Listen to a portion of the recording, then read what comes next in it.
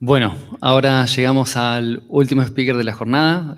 No es un tema menor, ya pasamos por la parte portuaria, operación de servicios, y obviamente no podía faltar la parte de estudios ambientales, así que damos la bienvenida a Manuel Riz. Está viniendo directamente desde Canarias, representando a la empresa Ecos Group. Allí desarrollan estudios ambientales y quieren traer esas capacidades para enfocarse en la industria de la eólica marina aquí en Chile. Así que bienvenido, Manuel. Muchas gracias. Gracias. Prometo ser breve. Ya los que quedamos al final seamos los early adopters del offshore wind, básicamente. No tenemos que convencernos a nosotros mismos de que esto es una oportunidad. En lo que estamos aquí estamos ya convencidos, ¿no? A pesar de ser el último, probablemente seamos los primeros que entramos en la cadena de suministro de la eólica marina. Los estudios ambientales cada vez son más complejos. Ya lo hemos visto durante la sesión de hoy en diferentes puntualizaciones de las diferentes sesiones y siempre entramos en los momentos iniciales, ¿no? En la viabilidad ambiental de los proyectos. Y sí es verdad que bueno, me gustaría casi que empezar por la conclusión, pero bueno, tampoco eso significa que se vaya, ¿no? Básicamente. Y es que lo que tenemos que conseguir acá en Chile es conseguir que el primer proyecto de eólica marina sea ejemplar en todos los aspectos. Pero vamos, llevándolo a mi terreno, ejemplar en la parte ambiental y en la parte social. Como comentaba Marco, yo soy Manuel Ruiz, soy biólogo marino, director de Ecos Group, una consultora nacida hace 17 años en Canarias, en España, rodeados de mar por todos lados en el Atlántico, desarrollando proyectos de offshore en muchas zonas, con oficinas en Madrid, en Santander también, en el norte de España, y recientemente pues con base aquí en Santiago de Chile. Básicamente, a ver, esto, ¿cuál es el ahora? Básicamente, bueno, de forma resumida, el proceso de tramitación ambiental en Chile es algo ya bueno, muy maduro. Todos los proyectos pasan por aquí. El objetivo es tener el permiso ambiental, el RCA, y básicamente, pues bueno, todo eso sí que está completamente trabajado en todos los sentidos, pero nos enfrentamos a un reto nuevo. Nos enfrentamos a un tipo de proyectos que probablemente se aleje a lo que el Servicio de Evaluación Ambiental, los diferentes ministerios, pues bueno, recojan estas guías, ¿no? Hay numerosas guías.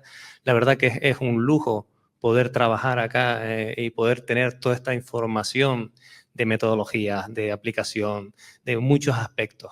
Pero sí es verdad que analizándolas todas con mi equipo en detalle, pues vemos que no hay referencias a proyectos de eólica marina. Es un tipo de proyectos nuevos. Es un tipo de proyectos que se aleja de lo habitual, básicamente porque tocamos diferentes aspectos. Por un lado, el ámbito marino, las superficies que ocupamos, y lo vimos esta mañana cuando salió el listado de los diferentes proyectos que se planteaban. Estamos hablando de proyectos cerca de 1 giga, que pueden estar en torno a 150, 200, 250 kilómetros cuadrados. Estamos hablando de áreas muy extensas, en profundidades que probablemente vayan de 150, 100, 200 metros de profundidad. Nosotros en Canarias, por ejemplo, hemos desarrollado proyectos en fase de tramitación ambiental, hemos hecho estudios hasta 600, 650 metros de profundidad. Nos vamos a otras, básicamente porque ahí tenemos todo pendiente, ¿no? Pero bueno, en estos aspectos, sí es verdad que no hay referencias a proyectos de eólica marina. Cuando nos vamos a ver, hay una serie de guías que están, a ver si esto funciona o no funciona. Bueno, ahora, hay una serie de guías y recomendaciones que sí están relacionadas con los ecosistemas marinos, pero aún así, casi siempre son proyectos de nearshore, proyectos muy costeros, enfocados a desalación, enfocados a obra portuaria, incluso aquellos proyectos que pueden ser más genéricos de ecosistemas marinos, por ejemplo, esas guías de recomendaciones o determinación del área de influencia para los proyectos en el medio marino, son proyectos en que la escala con la que estamos trabajando en eólica marina hay que darle una vuelta, hay que plantearlo, hay que ver de qué manera se puede justificar para incluso en un momento dado tener una guía, unas recomendaciones de proyectos específicos para eólica marina. Esto es alguno de los ejemplos. Por ejemplo, hay unas guías metodológicas para la descripción de ecosistemas marinos y, por ejemplo, nos vienen algunos de los aspectos clave en los proyectos a nivel mundial, los estándares internacionales, en la parte ambiental en offshore wind, que es el tema de aves o el tema de mamíferos marinos. Son metodologías muy enfocadas a áreas pequeñas, no estamos hablando de áreas de grandes dimensiones como la que estamos tratando ahora.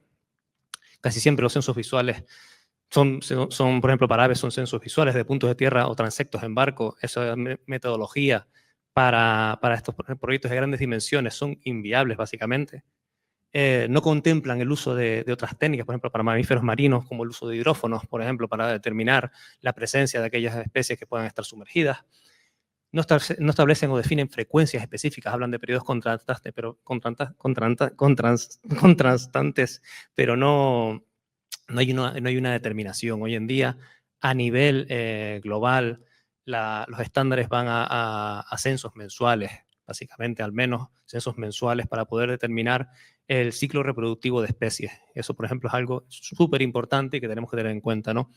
En muchos de los casos, los datos que se recogen o que se recomiendan recoger están enfocados a datos descriptivos como abundancia o diversidad, pero necesitamos empezar a tomar otro tipo de datos que vamos a necesitar en los proyectos de eólica marina.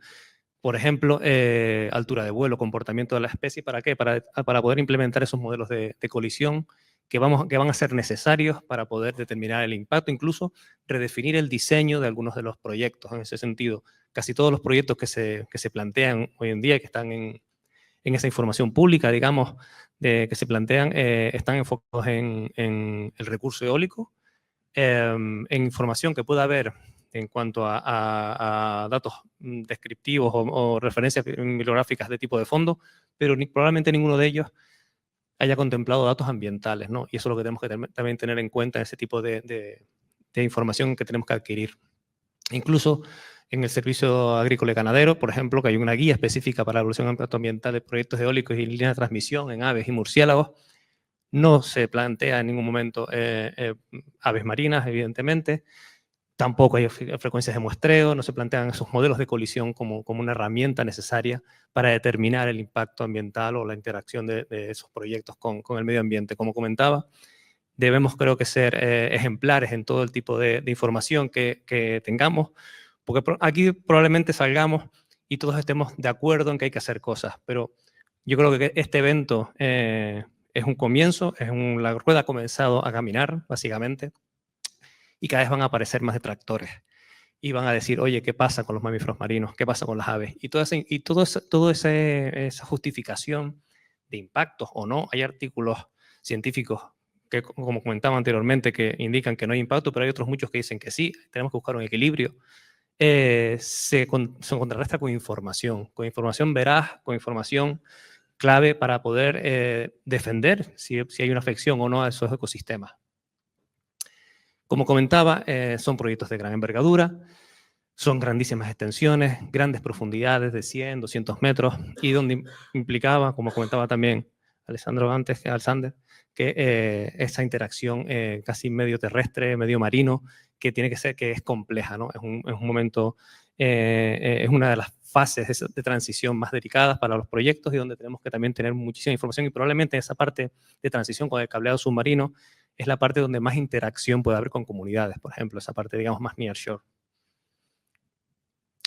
Estamos hablando casi siempre de eólica flotante, son una tecnología innovadora, donde hay pocos proyectos. Vimos esta mañana que había 4 proyectos en Europa de eólica flotante, digamos, casi todos experimentales, el Windflow Atlantic, los High Wind o el Kincardine, pero vamos, que son pocos proyectos en operación y tampoco tenemos mucha información de aquellos elementos que puedan afectarse o no en el ecosistema marino o incluso en las comunidades. Compatibilidad de uso, como puede ser con pescadores, por ejemplo. Esto es un ejemplo de aquellos estudios aquellos dentro de eólica marina, aquellos elementos que tienen mayor número de estudios, ¿no? Como vemos aquí, por ejemplo, está en aves, uno de los principales, que en verde son aquellos que tienen muchos estudios.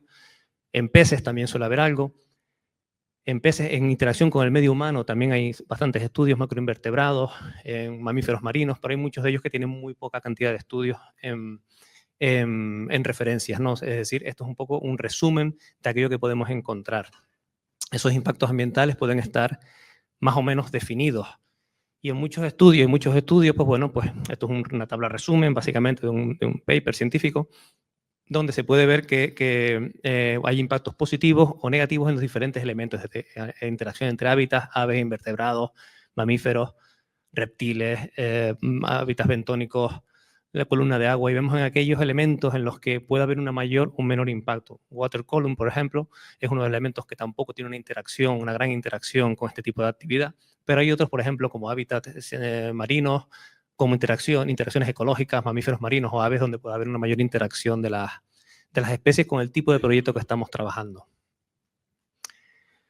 Aspectos claves en los proyectos de offshore wind. Aquí, bueno, simplemente teniendo en cuenta todas las referencias que hay en esas guías metodológicas, esos estándares internacionales, y teniendo en cuenta el poco tiempo que teníamos para la presentación, y ya que estamos al final, pues bueno, rápidamente, pues hay una serie de elementos que considero clave o consideramos clave para esto, que es la caracterización bentónica. Aquí no voy a entrar mucho, ya en Furo son especialistas y esto es como entrar, como que si el telonero entra después del cantante principal. Aquí no tenemos mucho que decir nosotros en cuanto a geofísica, pero sí es verdad que es clave, sobre todo desde el punto de vista ambiental, para poder caracterizar lo que tenemos debajo del agua. Necesitamos saber lo que tenemos para poder determinar el grado de interacción con el medio ambiente.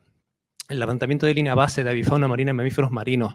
Aquí tenemos que estar hablando de proyectos de ciclo anual, al menos 12 meses de datos para conocer exactamente cómo se mueven las especies y para poder incluso determinar aquellas épocas que pueden ser mejor o con menos interacción para la fase de construcción, por ejemplo. Ruido submarino es uno de los elementos que más se tiene que tener en cuenta, sobre todo para la interacción con mamíferos marinos.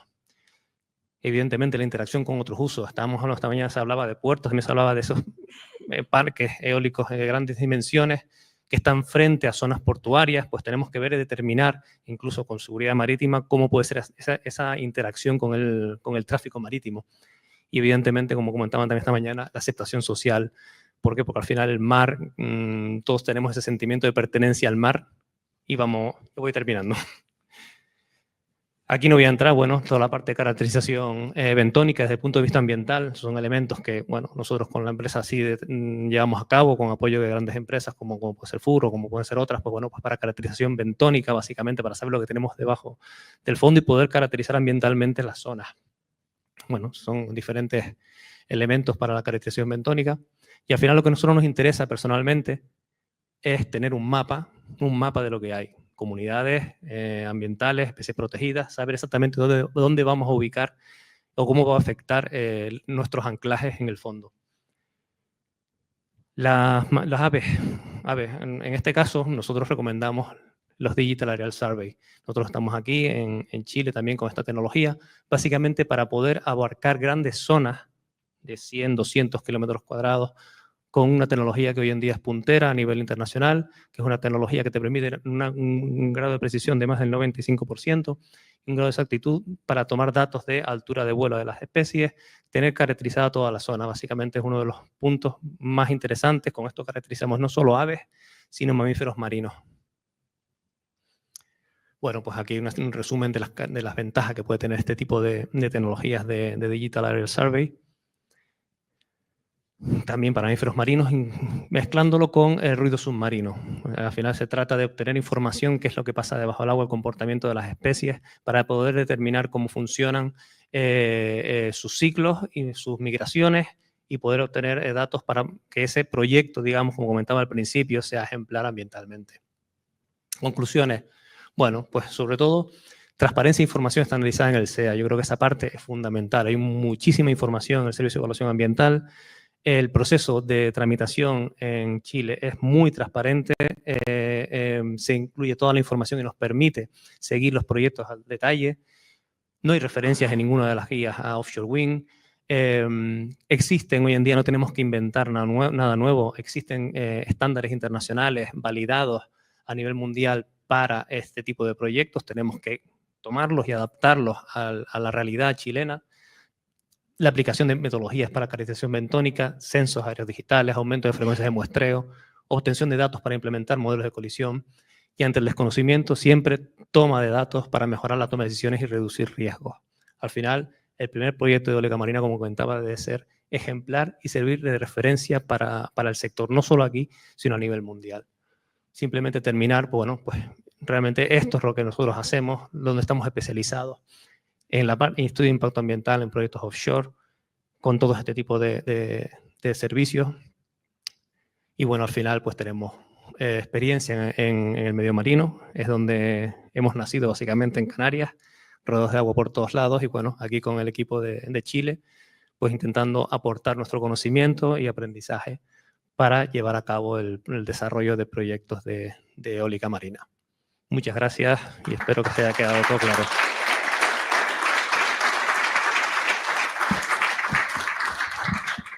Rapidito, ¿no? Preguntas.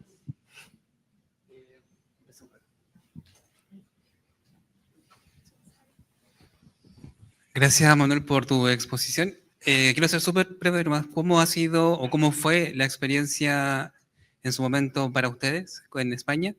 Si es que tenían las reglas claras para poder desarrollar este tipo de estudios y en su evaluación ambiental. Y la segunda pregunta es, claro, hay una gama muy elevada de estudios que hay que hacer para tener una buena caracterización, una buena evaluación ambiental y posteriormente con ello establecer medidas de protección, obviamente, que con ellos se tenga un buen proyecto. Entonces, en términos normativos, ¿tenían las reglas claras en su momento? ¿Cómo lo hicieron? Y en términos de costos, ¿cómo ello tuvo después repercusiones quizás en el éxito o desarrollo de sus proyectos? Gracias. Reglas claras no hay, evidentemente, y todavía no las hay. Al final usamos muchos estándares internacionales. La administración a veces un poco más despacio, va aprendiendo también. Las exigencias ambientales hace 5 años no son las mismas que tenemos actualmente y al final se requiere de estudios especializados, pero no tenemos estándares claros, no hay las guías o recomendaciones que tenemos acá, ¿no? En España no existen, existen estándares que pueden ser más internacionales, algo muy específico y al final es un poco adaptarlo. La tendencia por lo general es adaptar los estándares de tierra al mar, pero al final siempre hay deficiencias o errores porque no podemos contemplarlos de la misma forma. Y después económicamente, evidentemente, estamos hablando de proyectos, si en tierra es complicado, en mar lo multiplicas por 10, en todo, en riesgos y en costes, porque al final estamos trabajando en un medio que no es el habitual, básicamente. Manuel, hola, bueno, Daniel Andrés por acá. Te felicito, muy buena presentación. Creo que pusiste un tema que me interesa mucho y el tema mamífero marino.